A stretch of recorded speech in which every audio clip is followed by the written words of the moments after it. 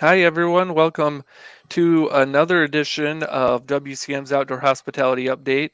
I'm Ben Quiggle, editor of Woodall's Campground magazine, and of course, my co host, Mike Gast, who's getting pretty famous on RVTravel.com and former vice president of communications with Campgrounds of America. Probably And famous for all the wrong reasons. and we're excited to be joined by two guests. We're going to talk about managing parks and how the landscapes kind of changed on that over the years. And I guess I'll just let them introduce themselves. So Scott, we'll just start with you, I guess. Sure. Yeah. Hi, everyone. I'm Scott Foos. I'm CEO and owner of Horizon Outdoor Hospitality. We're a third-party management consulting agency that works from coast to coast. We currently have a few dozen or so properties under management, ranging from snowbird properties to luxury high-end resorts and family campgrounds, kind of everything in between. So I appreciate Ben and Mike, you asked me to be a part of this. Yeah. And I guess Billy? So my name is Billie McNamara. I'm the operations manager at Loon's Haven Family Campground in Naples, Maine. We have 154 sites, and we actually celebrate our 60th anniversary this year. So the campground's been there for 60 years. It was awesome year. It was a stellar year to see everyone. A lot of people have been coming for that long, and a lot of our seasonals have been part of the campground since that time. So it's definitely that family campground atmosphere. I'm actually very new to the industry. I'm going into my fourth season.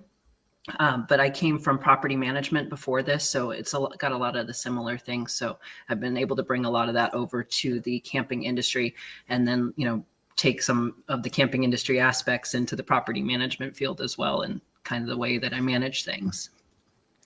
Yeah. Scott, you're a interesting animal in this business. I think 10 years ago, again, with 20 years with KOA, there was nobody like you. When I got started in the business. Tell us a little bit about where Horizon came from and why you thought there was a niche there to fill. Yeah, absolutely. We were formed in 2004, formerly known as Horizon RV Resorts. At the time, I think our initial name was Campground Services or something like that. And we've evolved quite a bit over the years. The founder of the company is Randy Hendrickson, who you may know, who's now the CEO and owner of United Park Brokers. And he saw a need for the ability to bring a bit more of an institutional take on park management and help individual park owners understand and realize the benefits of running their properties as little Fortune 500 companies and implementing policies and procedures and tools to help improve their overall performance. We had a handful of owners that really just they wanted to own their properties as an asset vehicle or an investment vehicle, and didn't really want to be involved in operations. So that's where Horizon steps in to be able to run the show for them and help grow their asset.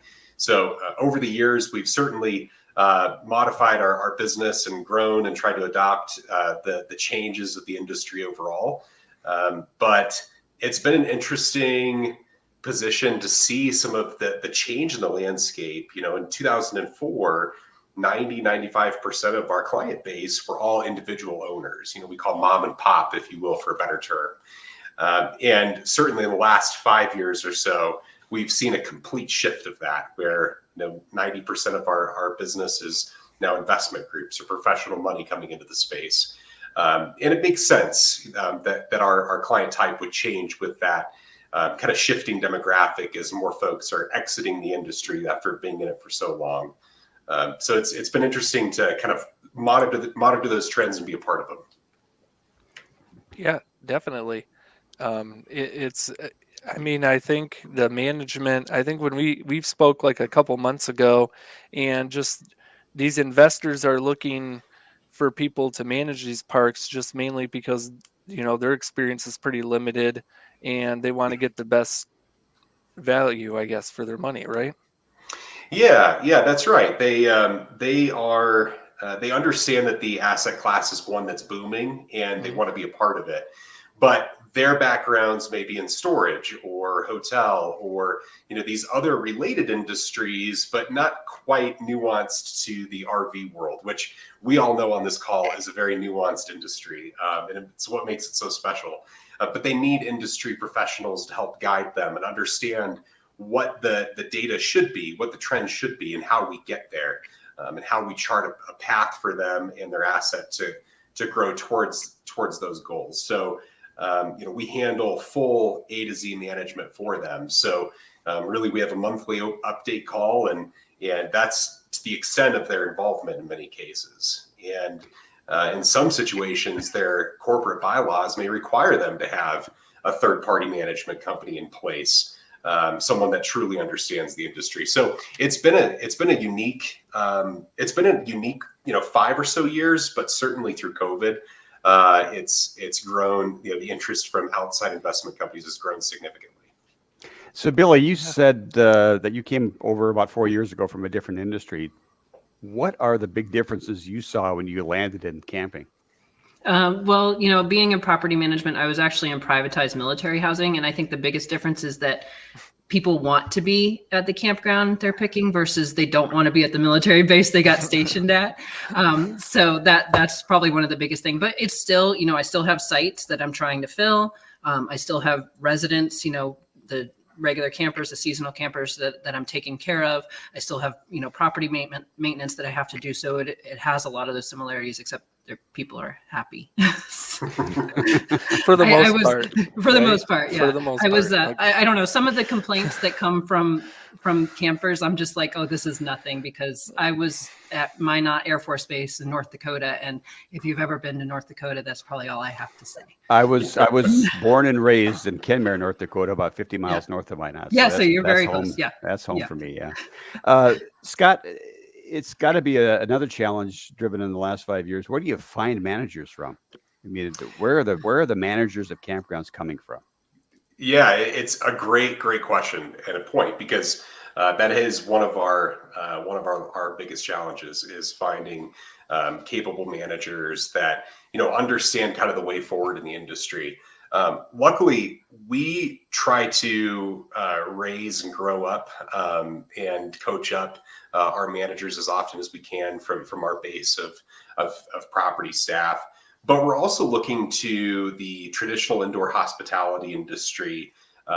They were significantly impacted, obviously, by COVID in a very negative way. And that has allowed us to tap into that resource for folks that might have never considered moving to outdoor hospitality, but that there are many benefits and many similarities of our industry compared to theirs. So the step they have found is not all that. It's not too large of a leap to move over. So that's been a good resource for us as well.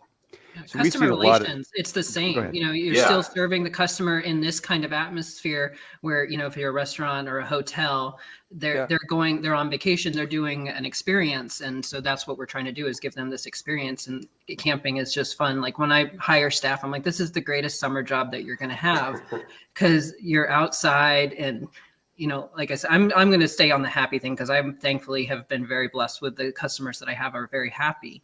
And I think that's a really big benefit to the industry itself.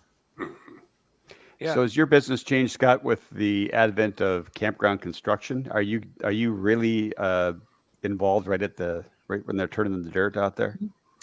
Yeah, we have a sister company that specializes in feasibility studies and development and construction management. But on the Horizon Outdoor Hospitality side, we have really gotten into brand positioning or market positioning and your brand positioning of properties, with understanding exactly what your demographic is. Who are we going to want to fill up this property with? And what is the right mix of that guest type? And what amenities do they need to see on site? It's not as simple as having a standard list of amenities like a pool and a fitness center. It really is understanding your demographics and the subtypes of your demographics of folks that will be there, that will help you maximize your ADR and your occupancy to lease up as quickly as possible. and what they want to see and how they want to feel at a property.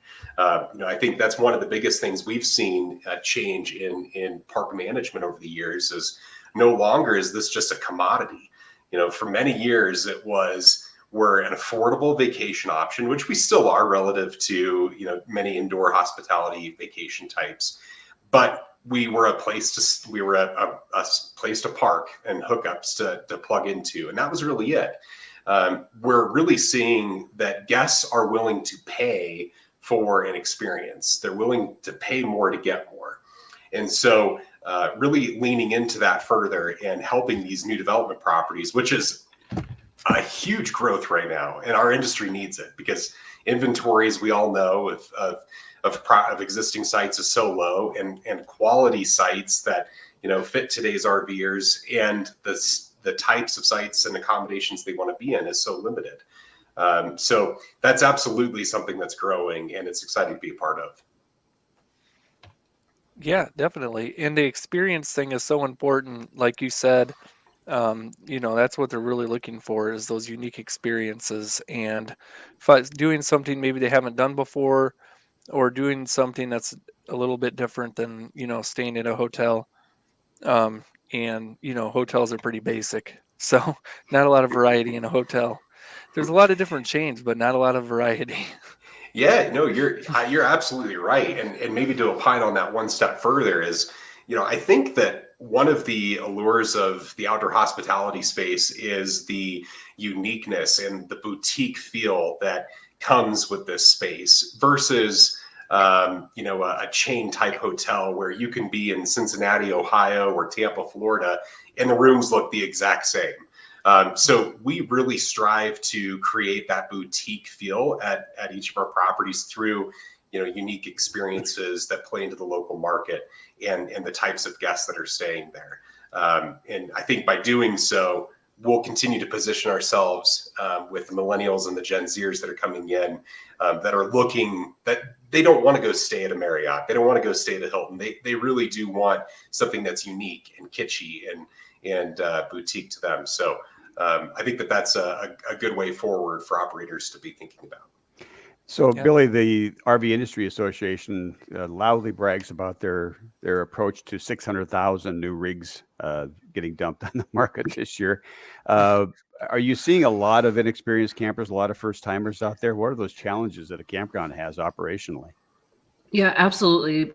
First time campers have been a big thing. And again, I've been extremely lucky with that.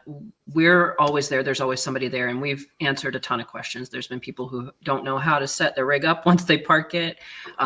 They have tons of questions. And the biggest complaint that I'm getting from people is that when they purchase the RV, they never got a walkthrough. So that's back at the RV dealership. And then us at the campgrounds are having to educate them on how to actually maintain their RV and do all of this stuff, their travel trailers, whatever it is. And so that's been the biggest thing in inconsistency is that they're not following through. It's like hook it up and go. Backing in a lot of trailers. Unfortunately, that's one negative about my campground is all of my sites are back in. And so I have to do something else with the customer experience to take care of that aspect of it. So one thing is if you have trouble backing in, I got a ton of staff, the owner's on property. He's glad to help anyone with that. But it's just education and being able to answer questions. And I have great seasonals too that have been helpful to new campers because I want them to come back to camping. I want them to come back to me, of course, and stay with us again, but I want them to enjoy camping because I think if they have a bad experience, and it's at my campground, it's going to look bad on my campground. It's going to look bad on the industry. So I'll gladly take the time to walk through something with somebody and help them out. So, Scott, you mentioned before we went on the air that you just picked up the operations for a couple of KOAs in the Northeast. Is dealing with franchise parks like KOA, is that something that is the norm for you? Great question. Franchise properties are probably the lowest, my lowest percentage of properties that we manage.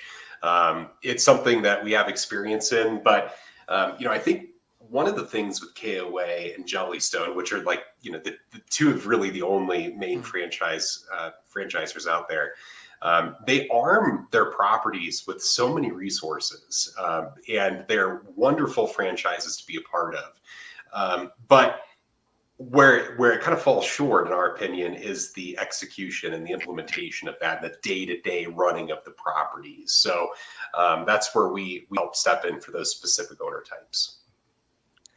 Yeah. I guess just from an operational standpoint, I guess how has and Scott, you've been in the industry a little bit longer than Billy, but how has the management of these parks kind of changed over the years? I mean, obviously we're using more reservation, more management system platforms. I guess do you communicate a lot more with guests before they even get to the park now than maybe in years past? Yeah, absolutely. I think the guest journey through their entire reservation process has completely changed. Depending on the property, it seems like the majority of guests want the ability to stay with us on their terms, and that's something that I think has continued to shift over the years as well. They want to communicate with us as frequently as they want to, but they don't want to be overly communicated with. Back in the day, and we still do this for the majority of our properties, we have site escorts, right? Where you check in and, there's the friendly guy on the golf cart, drives you to your site and helps you back in. We offer that now as an option instead of a standard service, because so many guests just say, I'd rather self-check in. I'd rather go to the site directly on my own. And we have other guests that want that touch point experience. So the journey overall has changed. Communication has changed.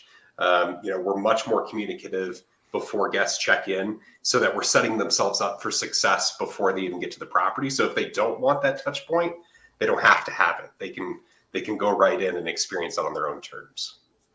That's kind of interesting. I've never heard of doing that as an option. Like people, like if you don't want the human contact or whatever, then you don't have, you don't have to have it. But if you do, we have something like that available. I guess, what's that look like at your park, Billy, as far as, the communication and working with the customers, I guess? We do the same thing. We have the option. If they want to, with our reservation platform, they get the emails, they get notification. We have text messaging options. They don't have to do that. It's all optional stuff. And so they can do the online check-in. They can do self-check-in, just get their packet, go right to their site. They don't even have to stop into the store, but it's not mandatory. They can still come into the store. And that's something that I make sure to put, because some people are like, I have to do this. No, you don't. I make sure it's laid out. Say, hey, if you want to do this for your convenience, or, we'd love to see you if you want to come stop into our offices, our store, and check in that way, you're more than welcome. So I think it's probably more towards the self check-in. Definitely people prefer to do that aspect of it. And a concern that, my owner had was like, well, are we going to be losing sales in the store because people are doing this online check-in? Are we going to be losing this connection with it? And I have found, just personally, more often than not, the people that did the online check-in are more likely to come into the store and spend money in there and buy things and do all of this than the people that did the check-in at the store. You would think, oh, they're checking in at the store, maybe they'll grab a soda or grab something. That's not really the case. They come in, they check in, they go to their site, they set up, and they're like, okay, let's, go to the store and get what we need to get. And, that just seems to be the case for my campground that I've seen most commonly. I couldn't agree more. Well, That's spot on. Yeah, and I think maybe part of that too is, maybe they think, oh, we packed everything we need, and then once they get to their site and they like unpack or something, they realize they forgot something, so they come back to the store. I guess, when you're doing the remote check-in, you had mentioned earlier about the new, campers not knowing how to move their rigs and plug in and stuff. I guess when you're looking at self check-in, how do you communicate that there is help available, I guess, when they're not actually communicating when they get to you at the park? Isn't there like a danger of like, these people who maybe don't know how to park their rigs self-checking in and trying to do it themselves and damaging something? I think from my side of it, the text messaging has been a huge asset for us.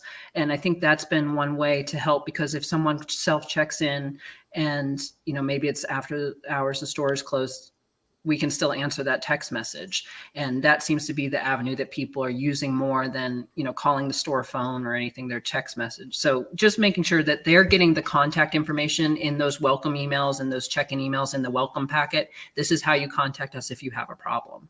Mm-hmm.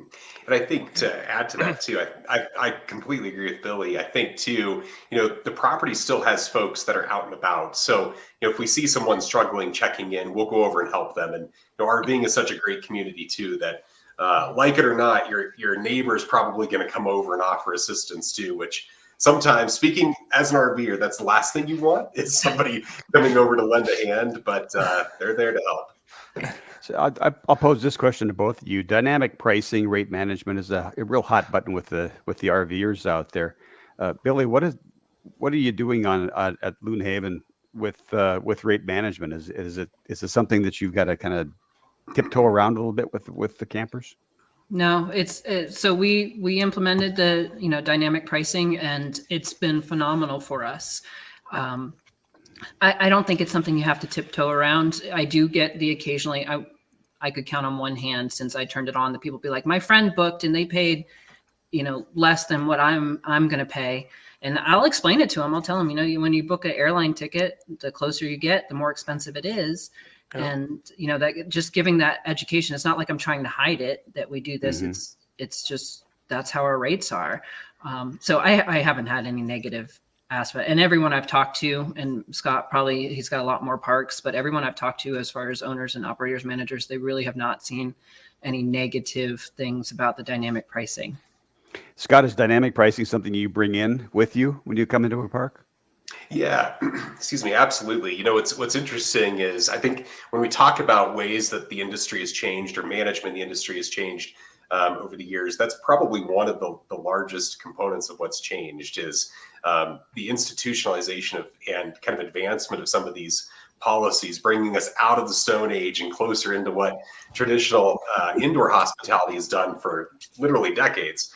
But it is revenue management. We have a revenue management team that helps to set what our minimum or maximum rate should be.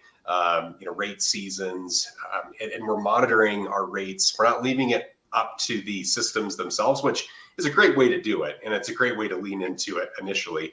But we're monitoring rates and how quickly our occupancy is picking up. And if we're picking up faster than usual for a certain weekend, we might up the rates a little bit more. Or if it's not picking up as much as it should be, we'll lower the rates some too. And I think that that's something that can seem really overwhelming for individual owners and operators. But so many of the PMS property management systems today do it for you, or they have some sort of component, dynamic pricing component system built in, and you should be taking advantage of that. At a minimum, set a minimum rate and set a maximum rate, and see what your guests are willing to pay.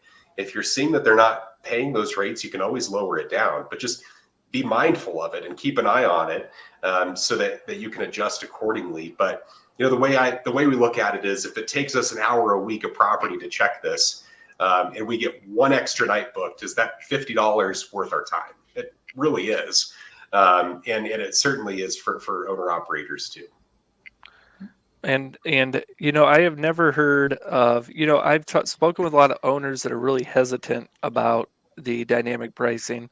But I've never talked with an owner who did the dynamic pricing and was like, oh, it was a horrible idea and we're going to switch back. I mean, all of them are happy they did it. A lot of them are surprised how much more they make in a year. And then a lot of them that I've spoken with just do not have any customer issues at all.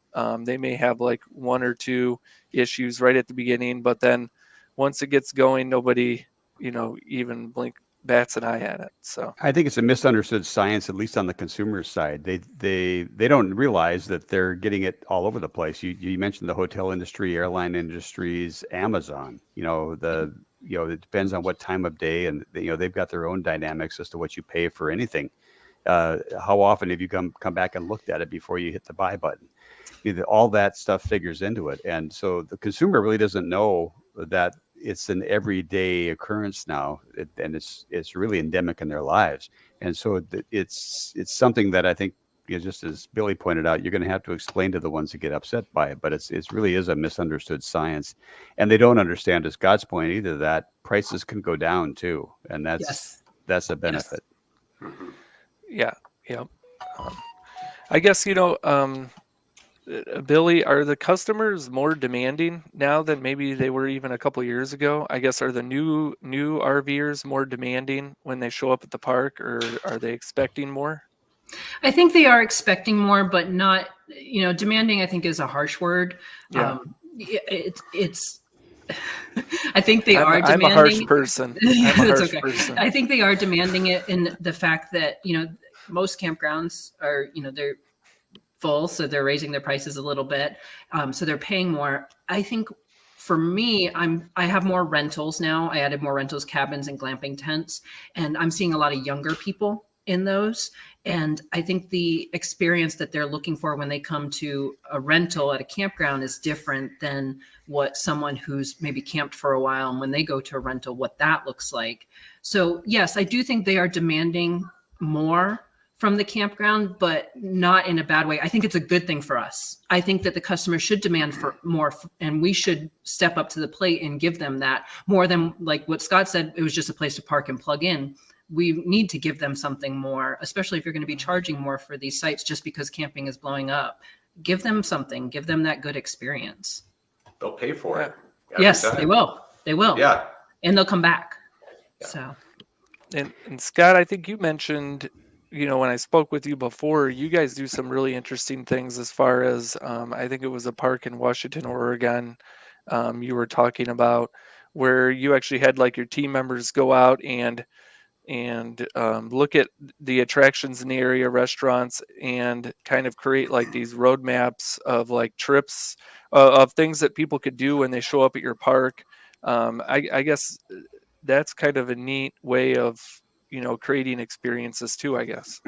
Yeah, I think kind of going back to what we were talking about earlier with, guests wanting to stay with us on their terms and interact with us on their terms.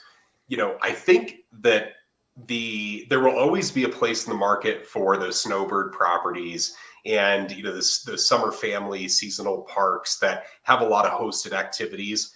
Those things will always be in play. But what we're seeing more and more is guests want to be able to do an activity on site at their own time, not at a scheduled time. They want to be able to go out into the local community and hit the spots that it's not just a list of the top attractions. It's you should go here at this time is the best time to go. While you're on your way, stop at this cafe, have this sandwich. It's the best in the area. We've really worked to create these roadmaps. I think that's a great way to put it.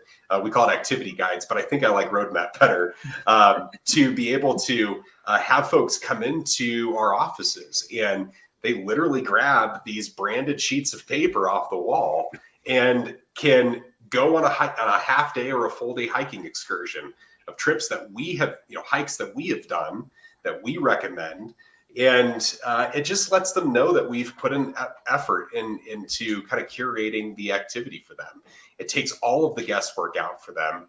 And, they don't pay for that directly, but we're charging more in our rates for the time to do it and just elevating the experience overall. And, I think that when you offer those types of things, guests don't mind paying slightly more than what they thought they would for a campground. But we should also keep in mind as an industry that guests that are coming over from the traditional indoor hospitality world, especially through COVID, are used to paying rates that are 2, 3, 4 times as much as what they're paying for a cabin or an RV site. So we're a deal to them as it is. So let's elevate the experience, elevate the overall feel of what camping really means, and charge more for it, and we'll come out ahead as an industry. That's a really good point. The past 2 years, I have not received any like negative things about my pricing, but before that, like if you look at reviews before COVID, before everything, it's like, oh, the prices were so high, and it was a different type of person coming camping. And so, yeah, that's, I really like the way you put that, Scott. That does make sense there. You pay so much for a hotel room and you're getting a standard hotel room that doesn't have anything exciting. So thank you. I like that. Yeah, and what you're seeing makes sense. Yeah. So last week on RVTravel.com, I broke out the crystal ball and tried to guess what 2022 was going to look like, and I'm far from an educated guesser, but I've been around a while. I also kid my friends back at the RV Industry Association, which is basically a marketing arm for the RV industry, as well as marketing departments at KOA, that they can take some time off because it's pretty darn easy right now. You can, it's tough on the operational side because the campgrounds are full every day. And so it's not, you've got to staff up, you've got to do the garbage hauls, you've got to take care of people to a much larger extent. But as far as the marketing department's trying to get people into camping, it seems kind of easy right now. What do you guys see as the future, immediate future for 2023 and beyond, 2022 and 2023? I think that, for what we're seeing, we think that the growth that we've experienced in 2020, 2021 will certainly continue into 2022. I'm a bit more of a skeptic that it will continue at the significant rates that it has. I think that we'll still continue to see growth, but we have already seen a softening a bit this fall compared to the fall of 2020, at least, because the falls were two different falls. We had pent up camping demand in 2020. And this fall, we were dealing with things like the Delta variant and folks returning back to work and less remote learning, so less opportunities to go hit the road. I think we should still continue to see a strengthening of the industry, and RV shipments being at their all-time high in October, whatever it was, is a good sign. But I think we shouldn't rest on our laurels. We shouldn't just assume that this growth is here to stay. We should continue to really position our properties in different ways that make us unique and feel more boutique, and lean a little bit more into, for the right properties, lean a little bit more into what millennials and Gen Zers are hoping and needing to see, and continue to refine the experience. Yeah, I guess, Billy, what are your thoughts? Yeah, so I don't stop my marketing efforts, just for our campground specifically. Our reservations next year are already open, and I'm quite booked for next year already. But I see a good variance of returning people and new campers, which is really nice. That makes me happy that people are coming back to me, and hopefully these are some people that were referred that had been with us and they're coming back. And as far as getting lazy and things like that, I'm seeing that, unfortunately. Some campgrounds are like, well, I'm full, so I'm not even going to bother, trying to market. I'm like, well, I want to be seen. Even if I'm full, I want to be seen. And so they're like, oh, when can I book for next year? So that they can get in and come try the campground, or maybe there's another opening. So I'm not going to stop my marketing efforts just because of that. And I also think that the marketing avenues are changing. So campgrounds have to change where they're marketing and how they're marketing. Is it print ads? Is it social media? Is it, all these digital marketing things? So I'm just trying different aspects of that. That's the one benefit of being a seasonal campground during the off season. I can work on those kinds of things, see what does well is to gain these customers and bring them back, remind them we're here and come book with us. We're seeing a lot of consolidation over the years. The last recession, we saw a lot of consolidation in the RV manufacturing business. Now it seems like the dealerships are becoming consolidated. Are we at the cusp of seeing the end of the mom and pop campground, the small owners? Is this a great time? I guess I'm seeing a lot of friends leave the business, and I'm seeing a lot of the multi-park owners come up and start their own little mini corporations. Are you seeing a lot of that, Scott? Is this the death of mom and pop? No, I don't think it's the death of mom and pop, but I do think it's an opportunity for them to cash out. You've worked decades in building what you've built, and if you are thinking it's time to leave and you're tired and You've done it for a long time. Now is absolutely the time to be eyeing an exit. But there are so many private campgrounds, and so many of them are too small for these institutional investment groups to touch.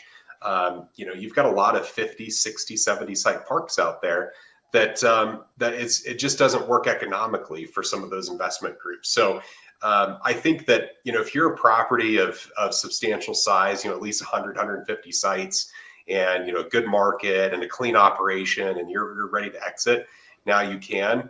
But, I think what makes this industry so unique is how it evolved with a bunch of mom and pop operators that have kind of made this industry what it is. And, while we work primarily with investment groups these days, our team has decades of experience working with mom and pops, and we think that there will always be and hope that there will always be a place.